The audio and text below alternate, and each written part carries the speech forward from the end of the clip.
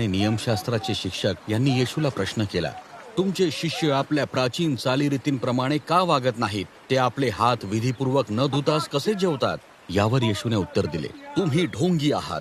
तुम्ही देवाने दिलेल्या निश्चित स्वरूपाच्या आज्ञा ज्या वास्तविक तुम्ही पाळल्या पाहिजेत त्या जुगारून देता आणि मनुष्यानेच केलेले नियम, रीतिरिवाज, रूढी, परंपरा यांना चिकटून बसता.